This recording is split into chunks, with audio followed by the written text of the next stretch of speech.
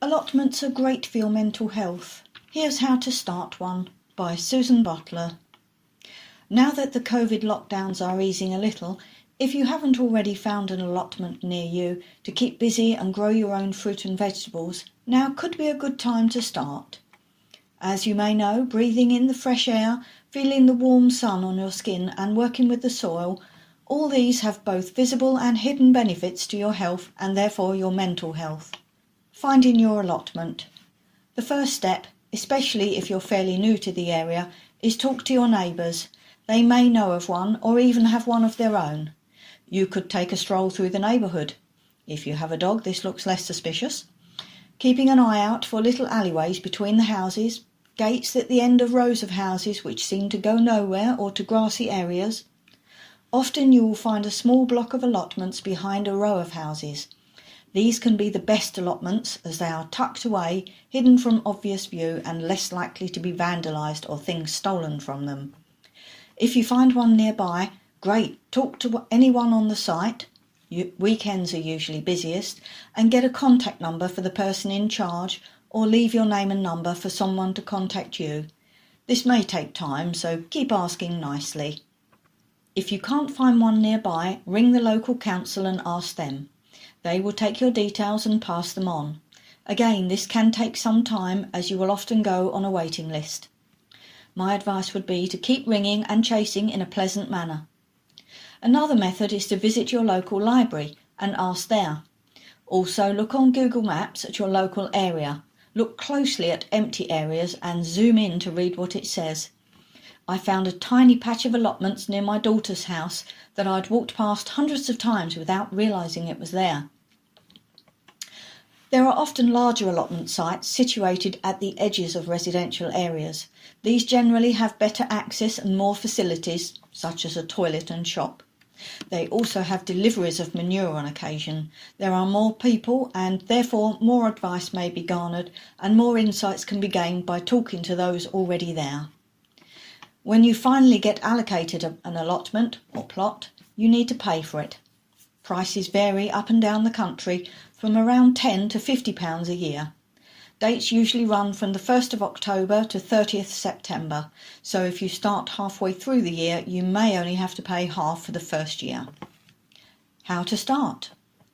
Now it's time to go and look at it. Don't expect a perfect weed-free plot of ground. It might not be in an ideal condition. There may be even some rubbish that needs clearing. If you're lucky, there may already be a shed or greenhouse on the plot. If the previous holder has let the weeds and grass get a good hold, whether through ill health or laziness, it might look a mess. This is quite common, but don't worry. Everyone has to start somewhere. There are a number of ways to deal with this. Getting friends and family down to help is a great idea. They can each bring a spade or fork, and you can also bring a few flasks of tea or coffee and packets of biscuits, and you can make a day of it. Even with tea and biscuits supplied, chances are most of them will never want to come again.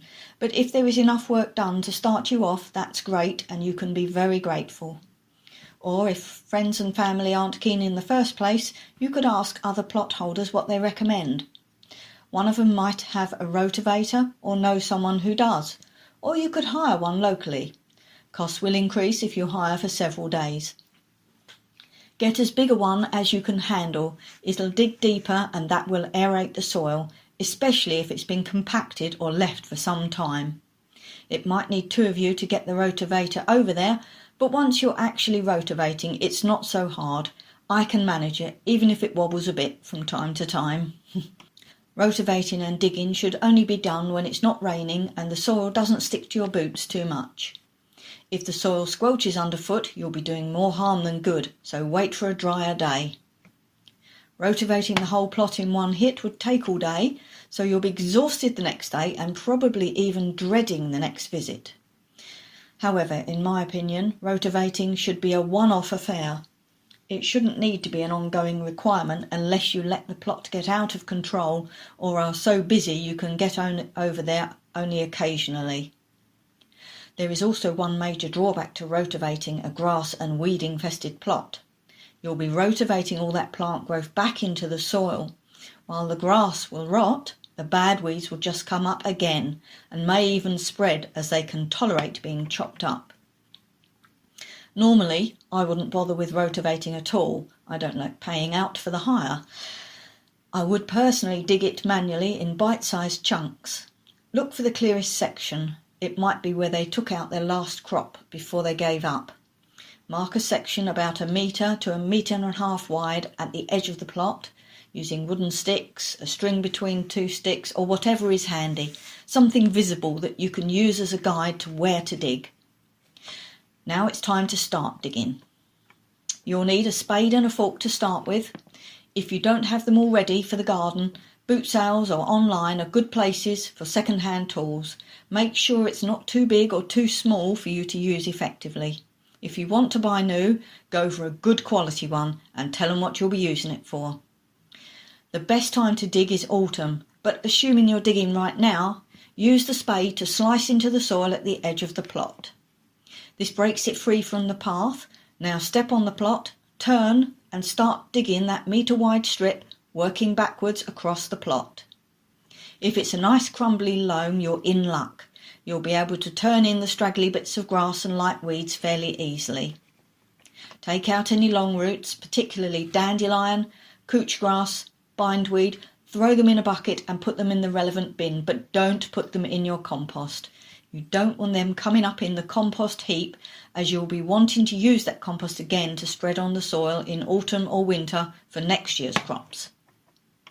Incidentally, 4 old pallets can be cable tied up into a basic compost heap, ideally at least 1 metre square or rectangular. You can buy folding panels in B&Q or garden centres, but they cost about £15 each, and you need at least 4 or 5 to make a good sized compost heap, so the pallet method is considerably cheaper. Dig your way across the plot using your guide markers. If it's heavy soil, it'll take more time. Stop before you're worn out. I usually set myself a half-hour or hour slot to dig a patch or strip. If you're young and strong, you'll probably finish that metre-wide strip across the plot within the hour. The key is not to wear yourself out in one go. That will put you off. I used to go straight to the plot from work, boots and spade in the back of the car, dig for 20 minutes, then go home for dinner. It might sound a petty amount of time, but you can dig quite a few metre-wide rows in that time, and you're not worn out when you go home. When you finish that first strip, you can be proud of yourself. In 2 or 3 short weeks, it will be ready for you to plant your first crop. Move your markers for the next strip and you can start on that tomorrow. Start planting. In between all the evenings and weekends spent digging and clearing your allotment, hopefully you will have been researching what crops to grow. There are hundreds, if not thousands, of books on growing vegetables. I started many years ago with The Vegetable and Herb Expert and found it suited me very well. But there are many other excellent books out there, as well as, of course, the internet. What can't you find on the internet? Most importantly, what do you like to eat?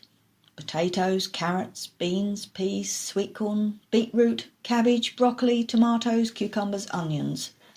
If you don't like carrots or cabbage, don't grow them, as there's no point. If you love tomatoes, sow a few extra seeds. If you don't have time or space to sow your own seeds, visit garden centres, local shops, boot sales. Here you can buy plants as well.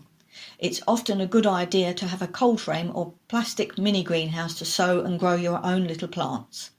A simple cold frame is 2 or 3 layers of dry bricks, covered with an old sheet of clear plastic, glass or acrylic, and held down with spare bricks. This keeps the frost and bad weather off your seedlings so they can grow with lots of light and enough fresh air. You just have to water them. Using your book or the internet as a how-to guide, use a hoe edge to make a drill across the plot and sow your first seeds into the soil of your recently dug ground. Your guide or the seed packet will tell you the best spacings for the varieties.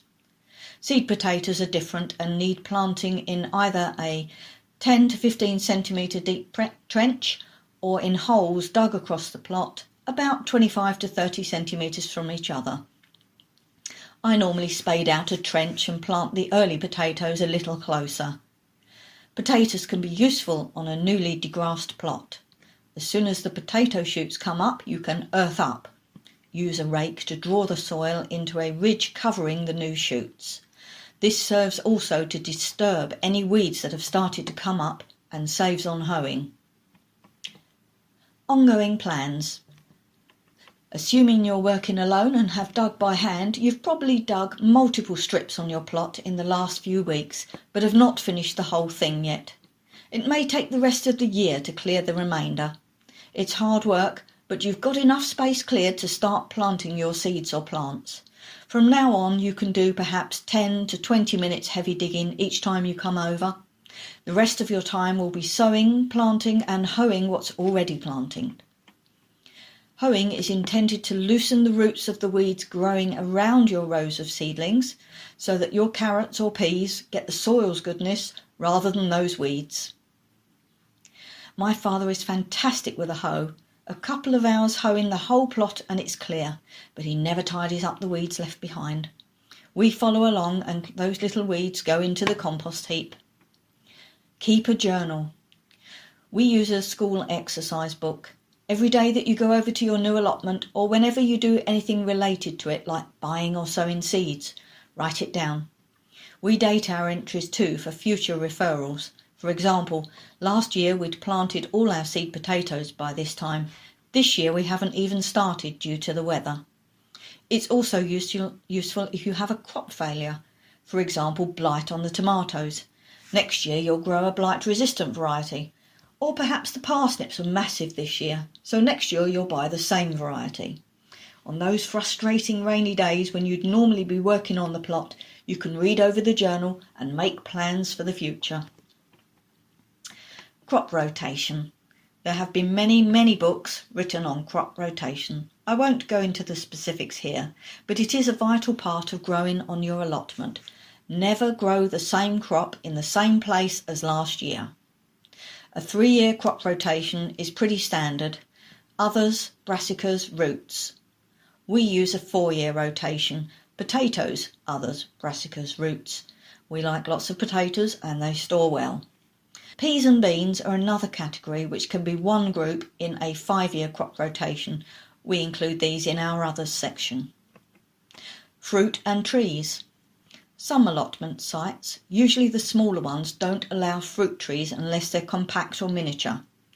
A full-size apple or pear tree can grow 10 metres or more if left unchecked. Those roots will suck up all the moisture from the soil and nothing much else can be grown in its shade.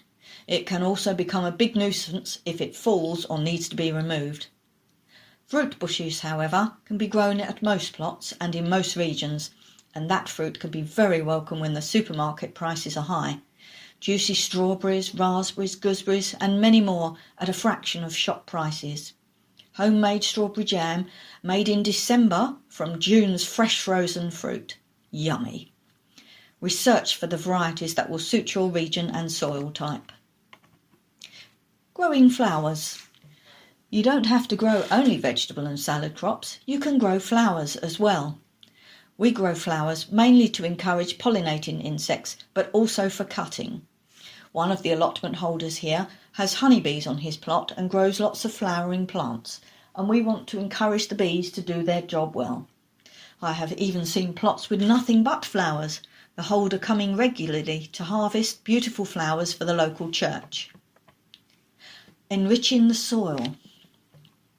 Manure is the classic method of enriching the soil. It adds organic matter and nutrients. We prefer horse manure as it has more texture. Horses don't digest grass as well as cows or sheep and is less odorous and sloppy. As long as it's free and doesn't have too much straw, that's fine. Although straw is better than wood chips, which can be quite large and take a lot longer to rot down.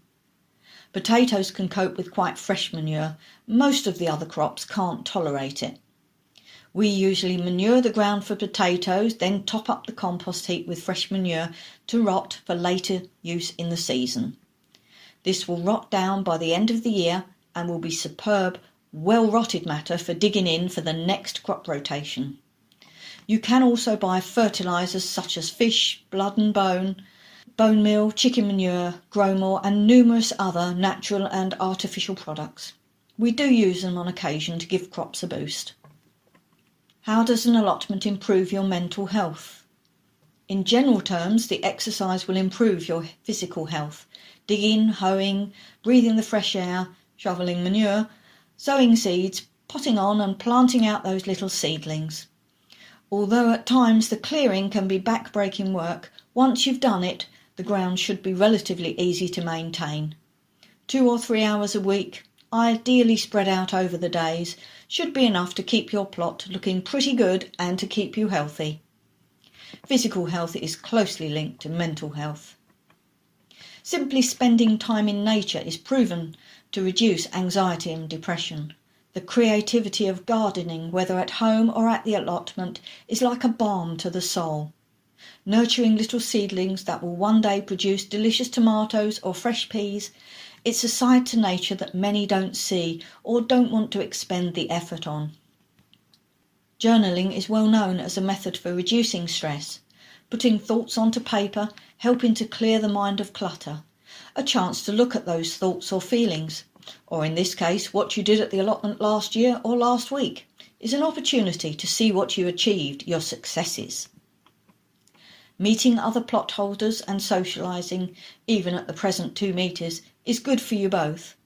Often you or other plot holders may have an excess of produce, for example courgettes or tomatoes. Offering these to others can encourage conversation. It also makes you feel good and part of the community. Often small groups will get together for tea, biscuits and a gossip. Hopefully we'll get back to that again soon. The community spirit seems to be present as all have a plot, but not everyone is growing exactly the same crops. Comparing production and varieties is a common thing. I've seen some huge onions that would win a show, but they don't store well. I grow medium onions like you can buy in the shops, but they store well into winter and beyond if I've grown enough.